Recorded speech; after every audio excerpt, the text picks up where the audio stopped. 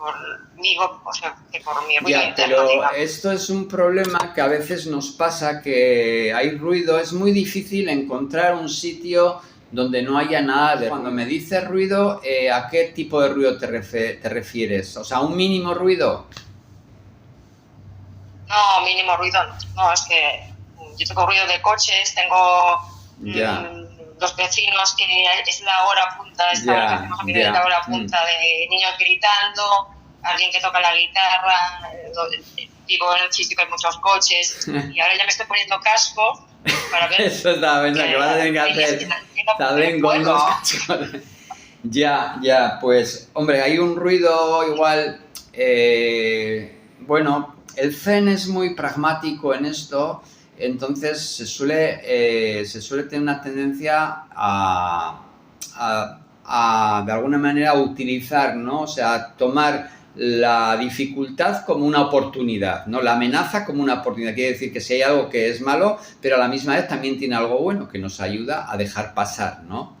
Y normalmente yo las veces que pasa esto, lo que se dice, bueno, pues si es que no tienes otro sitio donde encuentres silencio, pues tendrás que hacer con lo que tienes. Entonces, tómalo como un reto, como una forma de soltar, ¿no? Porque hay una parte en la dificultad o en lo que nos molesta que está muy relacionado con nuestro ego, con nuestro ego, con lo que pensamos, con nuestro juicio.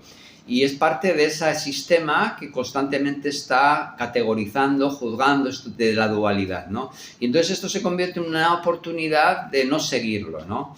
Efectivamente, si una persona tiene, yo qué sé,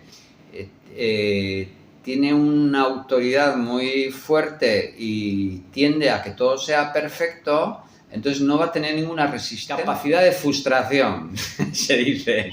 Sí, es un poco lo que le pasa a los niños, que si lo consientes siempre, pues se va a volver un tirano. La mente es un poco así. Si la consientes mucho, se convierte en una tirana, ¿sabes?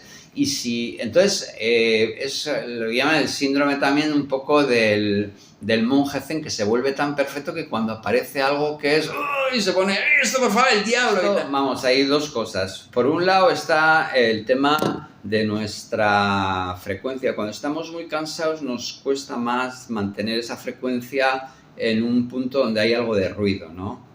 Porque se puede simplificar así, como frecuencia, como ruido, de una forma muy sencilla. Quiere decir, si yo estoy vibrando en una frecuencia de presencia, que sería, yo que sé, una frecuencia de estoy en concentración, relajado, no hay ruido, pues estoy ahí, ¿no?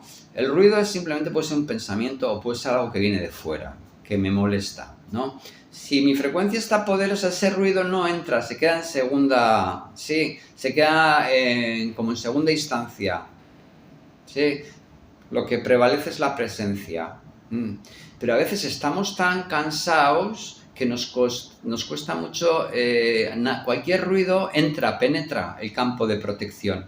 Por eso es lo que os he dicho, que a veces, pues bueno, crear esa frecuencia, como esto, con lo que os he dicho, ayuda a fortalecer nuestro campo de frecuencia, que es un campo energético que se debilita en la medida en la que lo consume el día, la consume la vida, ¿no? Entonces notarás que cuando estás cansada, estás consumida, te cuesta mucho más mantener esa presencia, ¿no? Que cualquier ruido te va a llevar enseguida más. Sí. Entonces, claro, por eso es un tema de equilibrio que tú tienes que verlo. Habrá días en los que estás bien, que estás descansada y bueno, pues hay ruido y tal, y entonces se convierte en una oportunidad de soltar, ¿sí? Yo me acuerdo una vez que nos pasó, estamos en un retiro de meditación y estamos a la tarde en meditación y vinieron unos chicos que estaban arriba, había otro piso que tenían que hacer un trabajo, se pusieron a hacer ruido y entonces el maestro dijo, bueno, que vaya el Kiyosako, que vaya uno arriba y le digas que se callen. Entonces sube para arriba y le dice, oye, es que... y le dice que estamos abajo haciendo meditación y que que no hay forma y el chaval le dice, bueno, pero no estáis haciendo meditación, entonces ¿qué os molestamos? Tendréis que estar ahí vosotros. Y eso fue muy bueno porque digo, entonces ¿dónde estáis? ¿No? Es como, fue el maestro y el maestro se partió la risa, ¿no? Cuando se había dejado. No, luego nos reíamos, al principio estaba así como rígido, no se vaya. Entonces, pues bueno. ¿Dónde está la rigidez? ¿No? Finalmente es algo que es muy sensible, que principalmente, efectivamente, hay un ruido que es excesivo, que probablemente está un martillo de estos destructor de suelos está ahí al lado, pues mejor tómate, vete a dar un paseo, ¿no? Déjalo, ¿no? Lo ideal es que encontremos sitios de silencio en el propio Anapanasati Sutra, ya dice el Buda, encontrar un sitio tranquilo donde nos molesten, y esto es lo ideal. Pero el budismo Mahayana, que es un budismo de contacto con los otros, acepta ese ruido también como una parte también de aportar algo, ¿no? O sea, y es una oportunidad también verdaderamente de transformar ese ruido, pero a un nivel más profundo.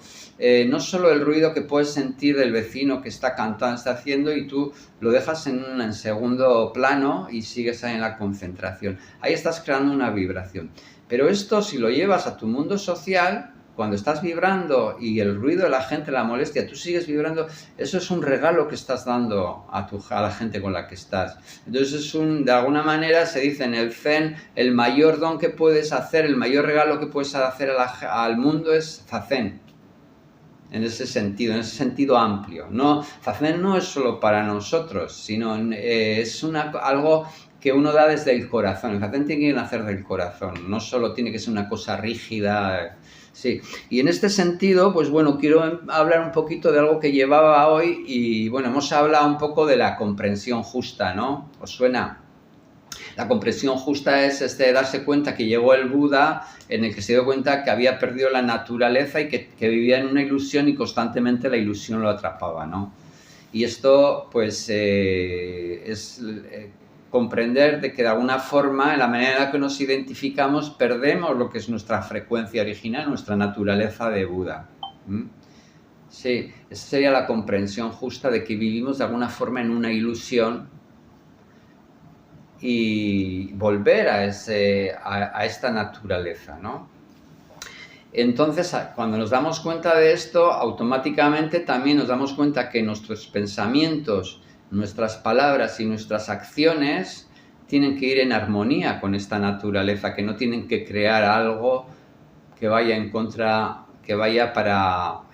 de esta naturaleza, ¿no? Que se dice el pensamiento justo, palabra justa y acción justa.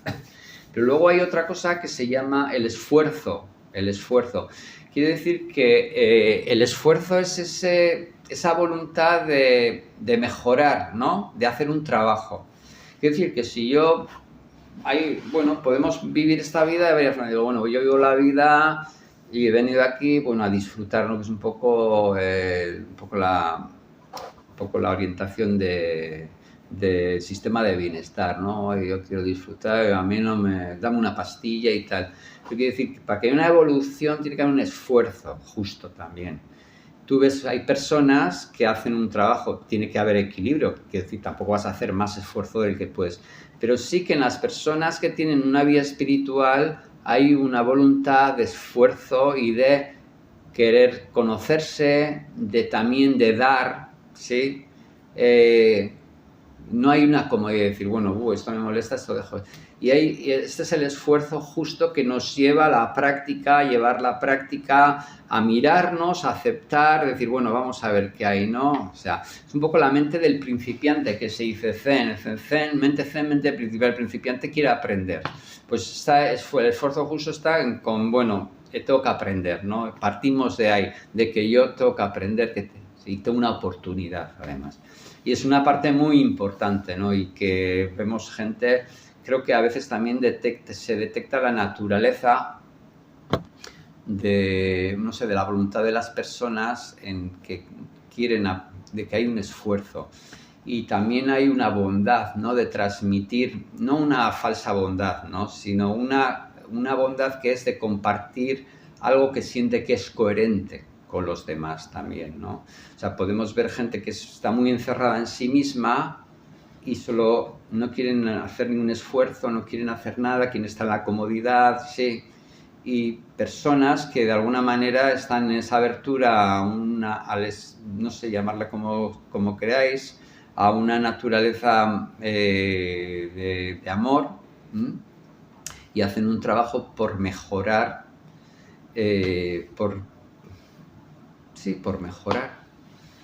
Tienen la oportunidad y se hace un trabajo. Entonces eso se ve claramente, tampoco hace falta mucha explicación, ¿no? Y lo tenemos que ver en nosotros también, ¿no? Porque a veces, pues bueno, entonces el esfuerzo es importante, sí, pero tampoco tiene que ser un esfuerzo que nos lleve a un límite, ¿no? O sea, está bien que haya un esfuerzo por conocerse y un trabajo, además tiene que ser constante, continuo, tiene que haber perseverancia, energía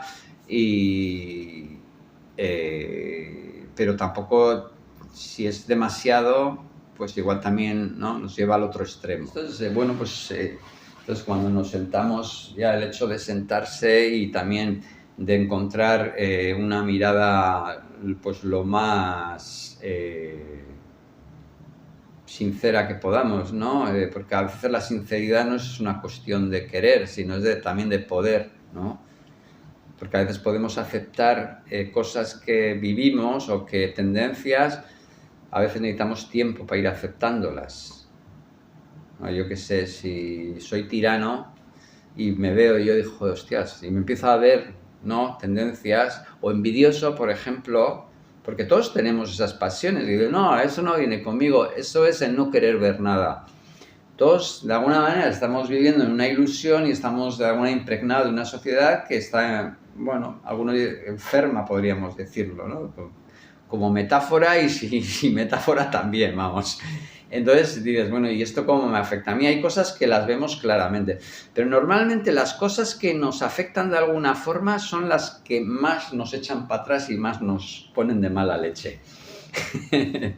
Esas cosas que apuntamos ahí con el dedo normalmente es como una pista para que nos vean. Por ejemplo, bueno, no sé, sí, pasa muy normalmente. Lo que nos irrita mucho son polaridades que tenemos negadas y de alguna forma están ahí. A veces eso cuesta más. Incluso a veces hay que ir a hacerse acompañar. Pero hay cosas más sencillas, ¿no? Que nos vemos,